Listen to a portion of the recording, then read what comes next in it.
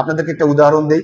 ধরেন কোন ব্যক্তি ফজরের নামাজ পড়লো না, কিন্তু তাকে যখন বলা হলো যে সমাজের মানুষ সমস্যা আছে, একটা ড্রেনের কারণে মানুষ অনেক কষ্ট পাইতেছে, পানি নিঃসরণ হচ্ছে না, তুমি ড্রেনটা করে দাও, তখন সে কি করলো? তার টাকা পয়সা আছে, সে ড্রেনটা করে দিল।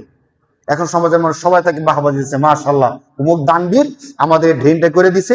অথবা ধরেন ড্রেনের উপর একটা সাঁকু তৈরি করে দিছে, মানুষ আসা যাওয়া কি হইতেছে? সহজ হইতেছে, মানুষ অনেক বাহবা দিছে। সে তখন কি মনে করবে যে আমি খারাপ করতেছি না ভালো করতেছি? বলেন তো, খুব ভালো করতেছি, ফজর নামাজ পড়ছি না তা তো তেমন বেশি কিছু না, কিন্তু আমি যে একটা সাঁকু তৈরি করে দিছি, হাজার হাজার মানুষ দৈনিক আসা যাওয়া করে, এই সবই তো আমি জান্নাত, এই সবের কারণে আল্লাহ আশা করি আমার সব মাফ করে আমাকে জান্নাত দিয়ে দিবে। কিন্তু আপনি সাঁকু তৈরি করে দিয়েছেন, সব পাইবেন, এই জন্য জান্নাত যাবেন মুসলমান হিসেবে। আপনি যে ফজর নামাজটা পড়লেন না, এই জন্য যে 1,00,000 বছর জাহান্নাম লেখা হয়েছে, এটা কি মাফ হয়ে গেল? বলেন। প্রত্যেকের কারণে প্রত্যেকটা আলাদা আলাদা বিষয়। আপনি ভালো কাজ করছেন, সব পাইবেন, আল্লাহ তাআলা সব দিবেন, এই জন্য একদিন না একদিন কি দিবেন? জান্নাত দিবেন, সেটা ঠিক আছে। কিন্তু আপনি যে নামাজটা পড়লেন না, এই জন্য তো আপনাকে শাস্তি পেতে হবে। শয়তান কিন্তু এটা ভুলাই দেয়। শয়তান তখন বলে যে সমাজের আর কাউকে দেখছি না এত বড় ভালো কাজ করতে, তুমি যে কাজ করছো 10 জন গরিবের বাড়িতে 10 বস্তা চাউল দিয়ে আসছো, এই 10 বস্তা চাউল তার 1 মাস ভেবে খাইতে পারবে। যে ভালো কাজ করছো তুমি, তোমার জন্য জান্নাত নির্ধারণ করা আছে। অতএব তুমি নামাজ পড়লো যা, নামাজ না পড়লো তা। যার কারণে এমন অনেকে ধোকার কারণে দান করতে পারলে, ভালো কিছু করতে পারলে দেখবেন ওয়াক্তিয়া নামাজে তাদেরকে দেখা যায় না। তখন মনে হয় কি ওয়াক্তিয়া নামাজগুলো সাধারণ গরিব মুসলমান যারা আছে, জনগণ যারা আছে, তারা ওয়াক্তিয়া নামাজগুলো পড়বে। ওয়াক্তিয়া নামাজগুলো বা সাধারণ ইবাদতগুলো, তাহাজ্জুদ, এরপরে ধরেন আওয়াবিন, এই সমস্ত নামাজ, জিকির আজকার বা ফজরের নামাজ, ফরজ নামাজ, আসরের মাগরিব, এগুলো আমাদের জন্য না। আমাদের জন্য হলো ধরো ওই যে জানাজার নামাজ। কিসের নামাজ বলেন? জানাজার নামাজ। একটা কেউ মারা গেলে যদি আমি উপস্থিত না থাকি, সমাজের মানুষ বলবে দেখছো অমুকে মারা গেছে, অমুকে নাই, মানুষ দেখবে, ঠিক না? আমাদের জন্য হলো ঈদের নামাজ। আমাদের জন্য কিসের নামাজ বলেন? ঈদের নামাজ। আমাদের জন্য হলো জুমার নামাজ। জুমার নামাজ পড়তে যাব, সাধারণ নামাজগুলো পড়তে দেয় না শয়তান। তখন শয়তান বলে তুমি সমাজে যে ভালো ভালো কাজ করতেছো, তুমি সাধারণ নামাজগুলো, সাধারণ বলতেছি কিন্তু নামাজটা কোনো সাধারণ না, মানে ওয়াক্তিয়া নামাজগুলো, ওয়াক্তিয়া নামাজগুলো না পড়লেও তোমার সমস্যা হবে না। যদি এই বোকা আমাদেরকে না দেয়, তাহলে কেন আমরা 5 ওয়াক্ত নামাজ পড়ি না বলেন? কেন শুধু ঈদের নামাজ পড়ার সময় আমাদের গুরুত্ব হয় যে নামাজটা পড়তে হবে? শুধু জুমার নামাজের দিন, জুমার দিন কিন্তু সব নামাজ না, শুধু কোন নামাজ? জুমার নামাজ। জুমার দিনকে ফজরের নামাজও সবাই পড়ে? আসর, মাগরিব, এশা সবাই পড়ে না।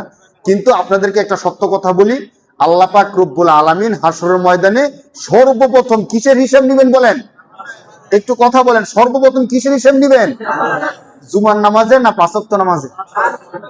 এমন তো না যে আল্লাহ জিজ্ঞেস করবো তুমি কি জানাজার নামাজটা পড়ছিলা, জুমার নামাজটা পড়ছিলা, ঈদের নামাজটা পড়ছিলা, এই হিসাবটা নিবেন?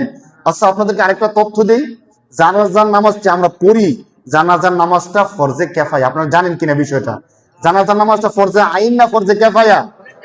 ফরজে কিফায়ার অর্থ কি জানেন? ফরজে কিফায়ার অর্থ হলো যদি ইমাম সাহেব সমাজের কিছু লোককে নিয়ে আদায় করে, সব মুসল্লি দরকার নাই, ধরেন সামনে কাতারে আপনারা যারা আছেন তাদেরকে নিয়ে আমি একজনের জানাজার নামাজটা কি করলাম?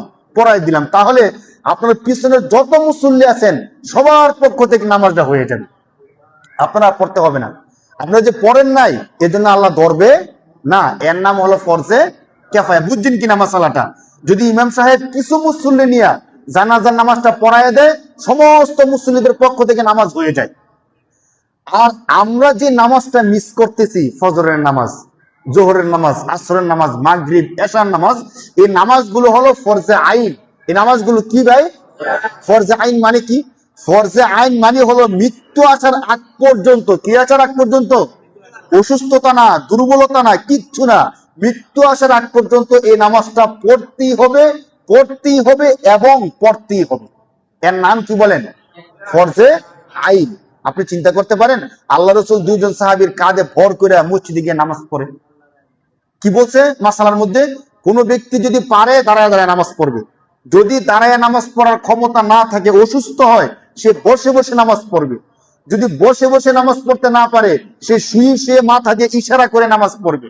যদি মাথাকে নাড়াচাড়া করার মতো ক্ষমতা নাই, তাহলে চোখ দিয়ে ইশারা করে নামাজ পড়বে। ওই নামাজগুলোর নাম হলো ফরজুল আইন। কি নামাজ বলেন? চিন্তা করা যায়? আরেকটু গভীরে যাই, আরেক ফেকার মাসালার মধ্যে আসছে কোন ব্যক্তি সমুদ্রের মধ্যে জাহাজ ডুবে গেছে, কিন্তু সে বুঝতে পারতেছে এখন জোহরের রক্ত চলতেছে, এখন তো তার জীবন মরণ সন্ধিক্ষণে চলতেছে না সময়টা, ফেকার মাসালার মধ্যে লেখছে তখনও সমুদ্রের মধ্যে সাঁতরানো অবস্থায়, সমুদ্রের মধ্যে কি অবস্থায়, সাঁতরানো অবস্থায় সে নামাজের মধ্যে যে সূরা কেরাত পড়ে নিয়ত করে সবকিছু সে তখনও করবে, নামাজ পড়বে। বলেন সুবহানাল্লাহ। দেখেন ফরজাইন নামাজ কাকে বলে। কোরআন শরীফের 5 নম্বর পারার 14 নম্বর পৃষ্ঠার মধ্যে আল্লাহ আরো গভীর ভাবে বলছেন, সমুদ্রের মধ্যে মরলে তো আমি একা মরবো, ঠিক না? আর সবাই তো আর মরবো না আমার কারণে, কিন্তু যদি মুসলমানরা যুদ্ধের ময়দানে থাকে, কোন ময়দানে থাকেন? যুদ্ধের ময়দানে যুদ্ধ করতেছে, সরাসরি যুদ্ধ চলতেছে, ঠিক ওই অবস্থায় নামাজের রক্ত হয়ে গেছে, এখন কি করবে? এখন তো আমরা বলবো যেহেতু যুদ্ধ চলতেছে, মারামারি, সে আমাকে মারতেছে আমি তাকে মারতেছি, আর যুদ্ধ তো জিহাদ, যুদ্ধ আল্লাহর দরবারে অনেক বড় সওয়াবের কাজ না একটা? মুজাহিদ, জিহাদ আল্লাহর কাছে সবচেয়ে বড় ইবাদত।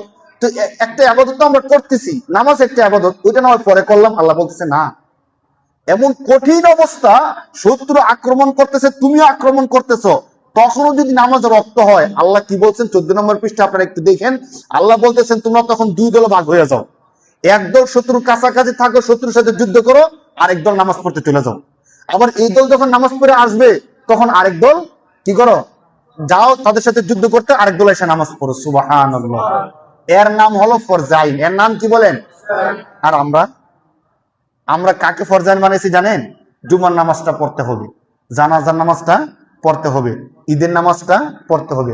আপনি কি জানেন জানাজার নামাজটা ফরজে কিফায়া? জানাজার নামাজ কি বলেন? ঈদের নামাজ ফরজ নাকি ওয়াজিব?